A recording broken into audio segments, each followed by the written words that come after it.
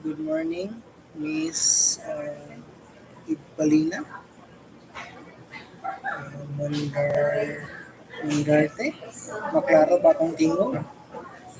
Kindly comment or chat if my voice is audible sa inyong mga gadgets or sa inyong mga app. Reply J. Abinio. Okay. So, attendance na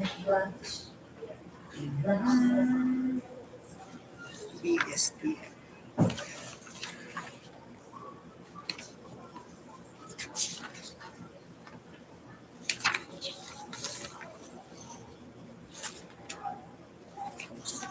Okay, so we have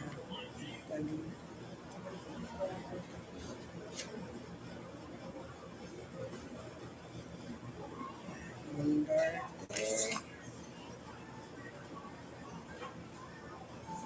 Okay, kindly comment if maklaro ba ang tingog.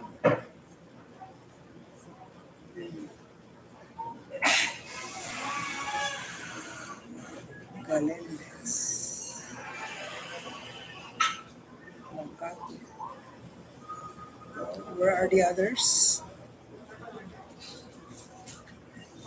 Nga ng 6 pagkabuo. 7.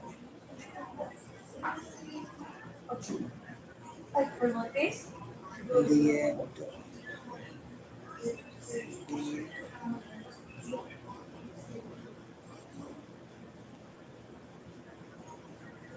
Ginas.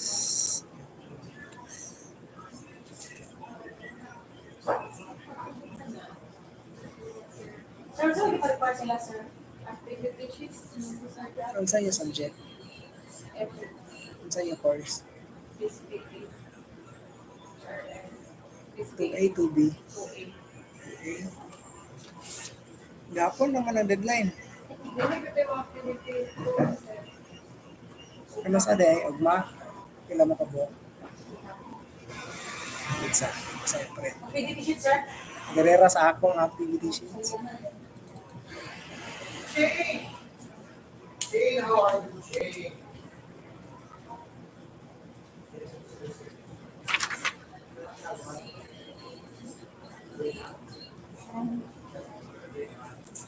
Check ko to, 8. Yes.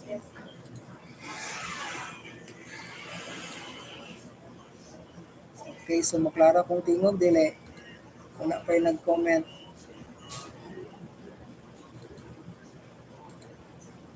Ito may bawaan kung maklara ba ang tingog.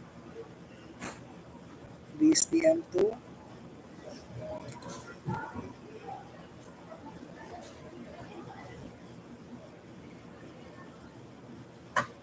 Walay mo confirm if maklara ba ang tingog.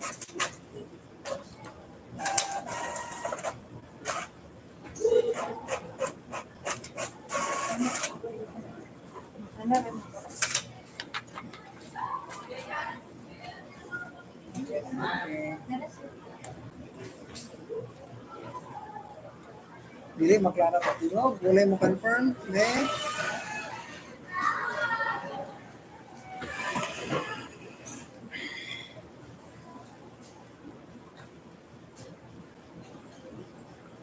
Kindly reply sa ako ang gi-chat sa GC. Kung pinsan nila naka-online.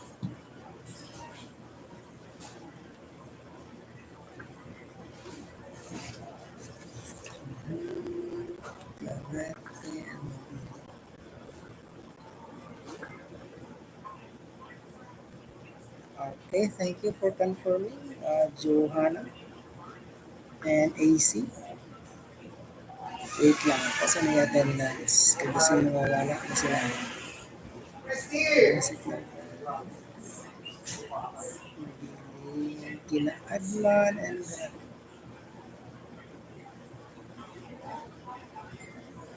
mas that is it.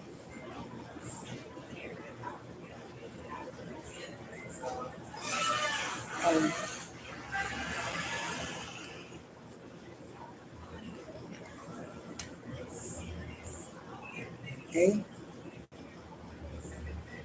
1, 2,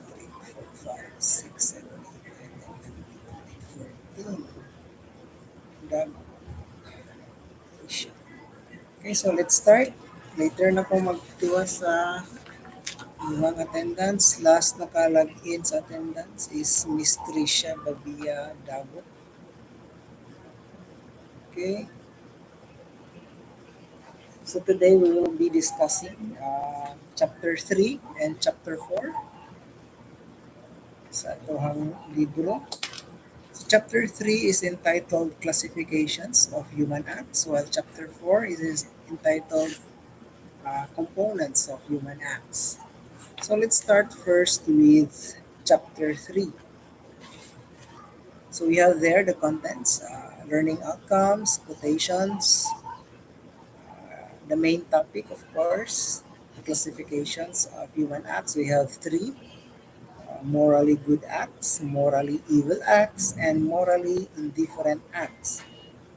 And then we have the activities as well as the answers with their explanations, manong true, manong false.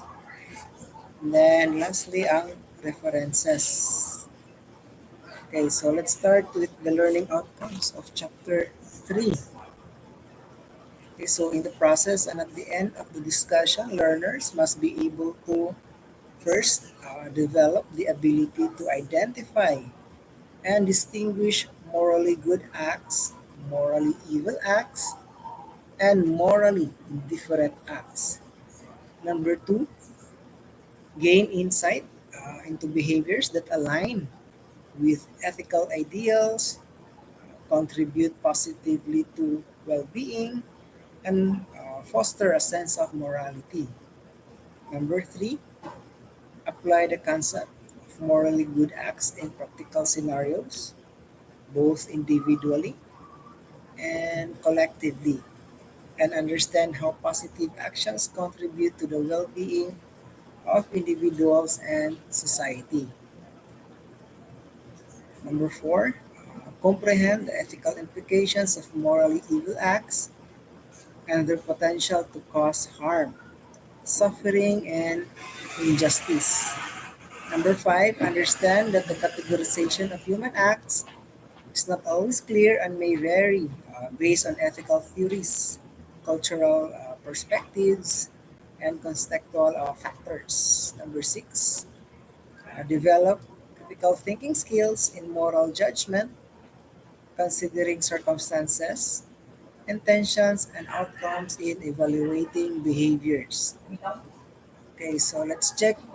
Okay, six participants only. Yeah, daghan na kayo nagpa-attendance. What happened? Igo lang pang attendance ni. Bugoy.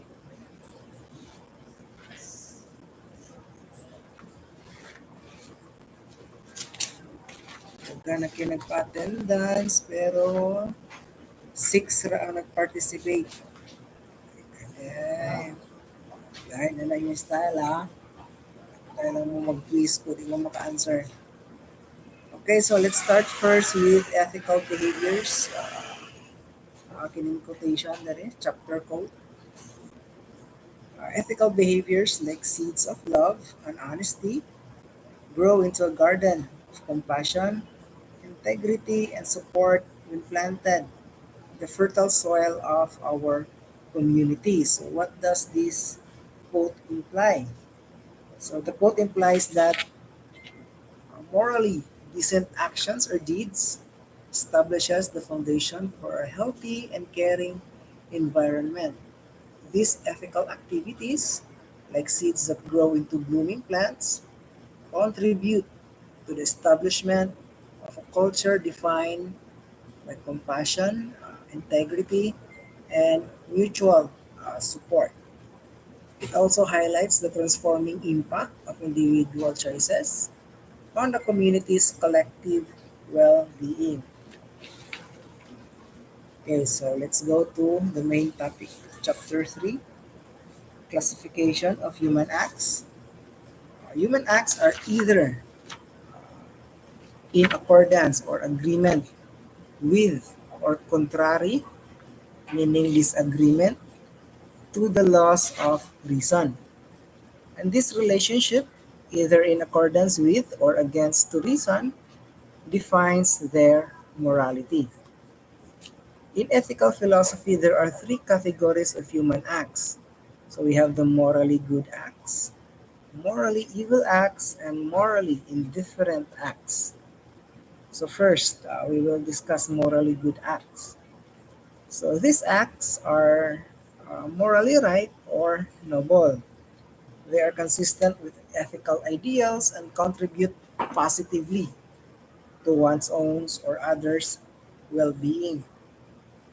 Kindness, honesty, generosity, and compassion, as well as fairness, are all examples of morally desirable perform actions or acts.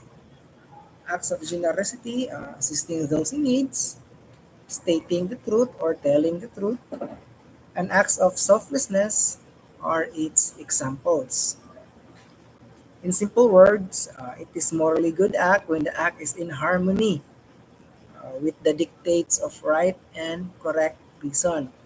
Again, take note, dili lang kay right reason, dili lang pod kay correct reason, but both right and correct reason.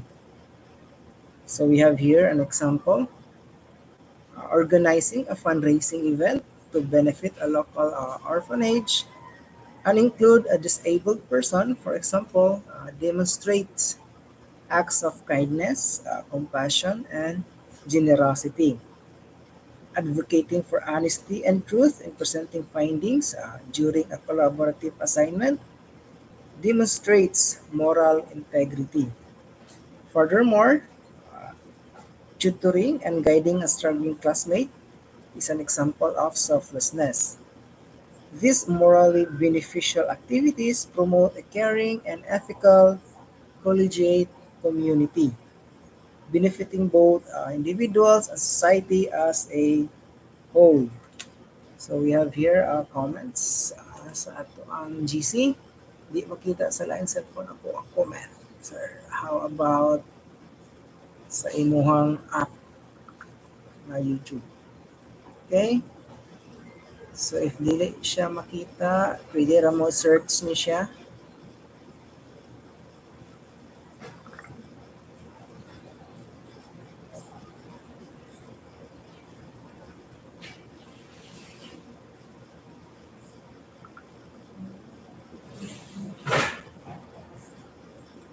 Okay? So that's the YouTube channel. Pwede ra mo ana if dili mo makasulod sa link. Okay, let's continue. Number 2, morally evil acts. These are activities that are morally repugnant or immoral. They are unethical and cause hurt, suffering, or injustice to themselves or others. So we have here dishonesty, harshness, greed, and unfairness are common characteristics of morally bad performed acts or actions. We have also acts of aggression, lying, stealing, and purposely inflicting harm to others are its examples. So, in simple words, it is considered a morally evil act when the act is in opposition with the dictates of right and correct reason. Again, we have here an example, cheating on examinations as well as quizzes, being hostile and harsh in group projects, spreading false stories, and stealing or harming others' property are all examples of morally evil behavior in college atmosphere or setting. These activities are ethically unacceptable and unethical because they inflict harm, misery, or injustice to oneself or others.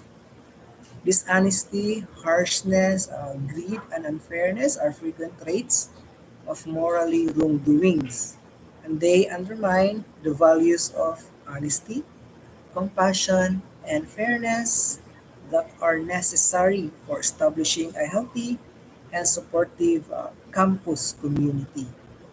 Okay, so let's proceed to number 3, morally indifferent acts. So these are behaviors that do not have direct moral or ethical significance. They are neither intrinsically good nor evil and may be influenced by human preference or individual decision. Morally indifferent activities or acts are often value neutral, with no moral responsibilities or ethical repercussions. For example, everyday actions such as deciding what to wear, listening to music, or participating in recreational pastimes are its examples. So, in simple words, it is a morally indifferent act when the acts stand in no positive relation to the dictates of reason. However, however, in theory, morally indifferent acts exist, but in practice, they do not exist. Again, I will repeat ang katong however.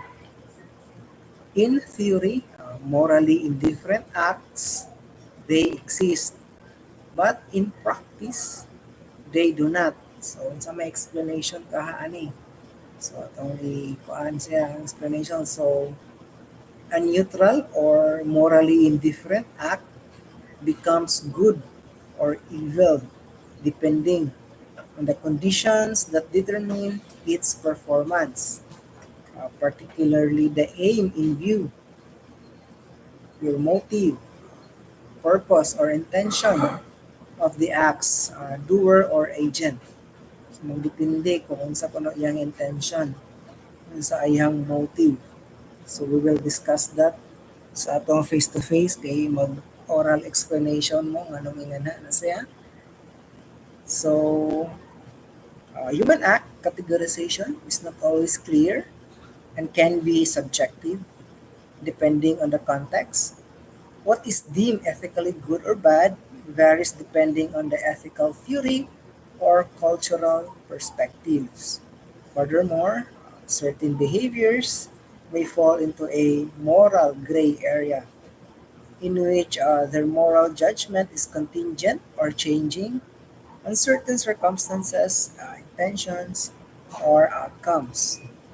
So, uh, in summary or in conclusion, understanding the numerous classifications of human acts, on the other hand, is critical for ethical analysis, moral decision making, and judging persons' moral character. It provides a framework for debating and evaluating activities based on their ethical implications and compliance with moral norms. Understanding this contrast enables us to handle knotty moral quandaries with greater clarity and cultural sensitivity.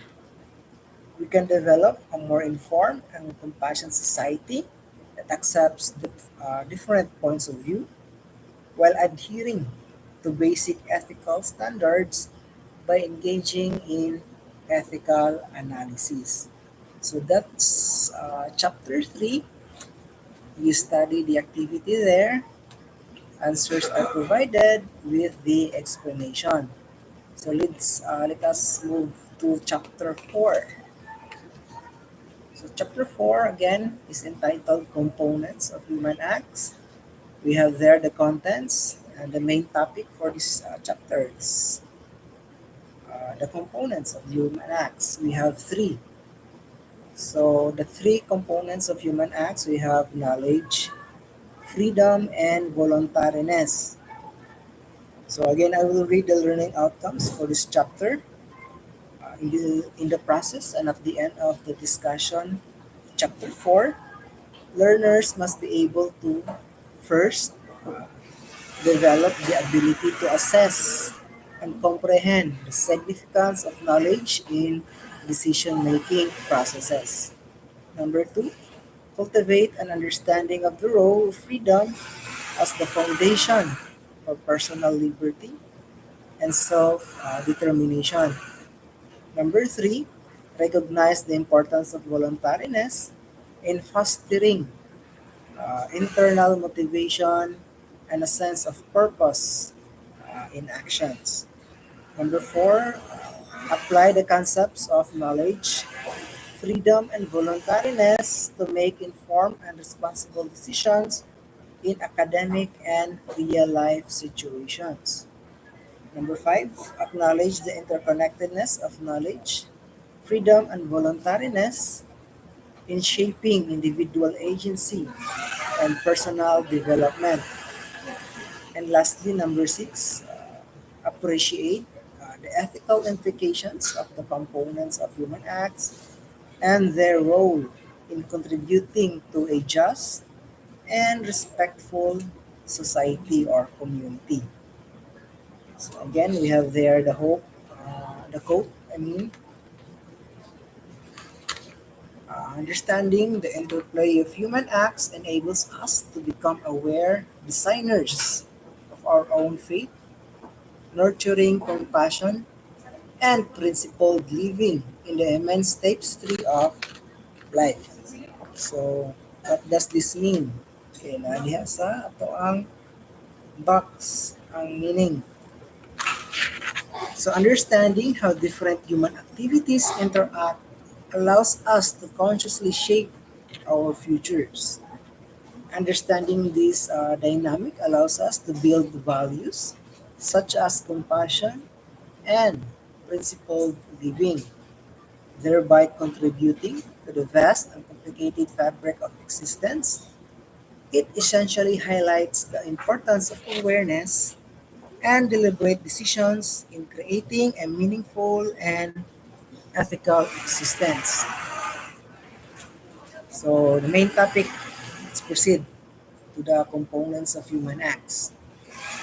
So, a human act must have three characteristics. It must be knowing, free, and voluntary. So, as a result, we list knowledge, freedom, and voluntariness as essential components of the human act. So, first, knowledge. Having knowledge before taking any action is crucial because it helps us consider the potential consequences and make informed choices. Knowledge empowers us to evaluate the risk and benefits of our decisions, allowing us to make more thoughtful and responsible choices. Without knowledge, we may act impulsively, overlooking the long term impact of our actions.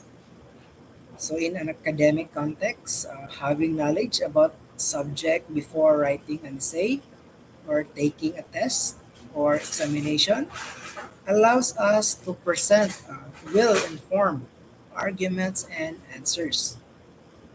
Similarly, in real-life situations, being informed about various options or choices can help us avoid making regrettable decisions and lead to better outcomes or results.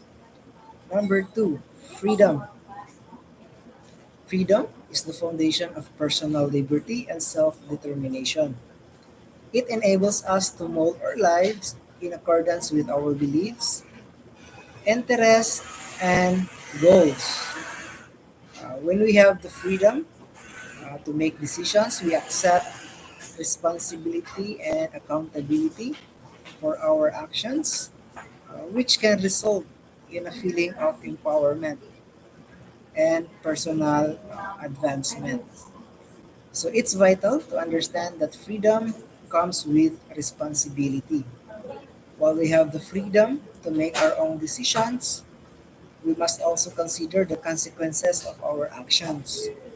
So on others and as well as the society as a whole.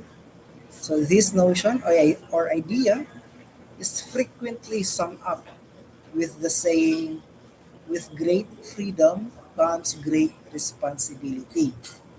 Lahi po to sa Spider-Man na quote. Ikatang sa Spider-Man na movies, ang gibutang dito is, with great power comes great responsibility. But for ethics, it's about the responsibility, freedom, and responsibility. Okay? So number three, voluntariness. Voluntariness highlights the necessity of behaving in accordance with our own preferences and will. We are more likely to be internally driven, engaged, and invested in what we do when we engage in voluntary actions. This internal motivation has the potential to lead a more fulfilling and authentic life. Voluntary actions are more likely to be in line with our beliefs and personal goals, contributing to a stronger sense of purpose and fulfillment. So, being coerced or forced into actions can lead to resentment, stress, and a sense of powerlessness. So, pasabot ani if pugson daw ka, bisan dili ka gusto, maka-cause ko na siya og resentment, may stress ka, and then sense of powerlessness, kanang wala na kay mabuhat, kundi sunod na lang. So, understanding these three essential components can assist us in leading more meaningful and responsible lives. We become active agents in molding our destiny when we have the information to make educated decisions, the freedom to act according to our values, and the willingness to pursue our goals. It also emphasizes the notion that each individual has the ability to make decisions and accept responsibility and accountability for their actions. Lastly, recognizing the significance of these essential components of human acts could motivate us to respect the independence and authority of others. It prompts us to consider the factors that might be affecting their choices, as well as the necessity of fostering an environment in which people can act knowingly, freely, and voluntarily. So by doing this, we encourage a more just and courteous society where people can prosper and positively impact the communities in which they live in. So that's chapter 4. Again, diha ang true or false activity as well as their answers and explanations. So reminding everyone sa atoang face-to-face karong Thursday, ang atoang quiz is ang chapter 2. While ang chapter 3 and chapter 4 is for your oral explanation. So study chapter 2, chapter 3, and chapter 4 kay takabalo basta hindi ka mo ang matawag, kamo ang swerte nga maka oral explanation. Okay, so kinsa pang wala naka-comment sa ilang name, nganong dili man maka-comment, okay, nga naman si Goldamir and Leah. Okay, dire na lang mo comment si GC. Okay, so that's it. I will see you Thursday for our face-to-face quiz and oral explanation. Okay, so thank you for participating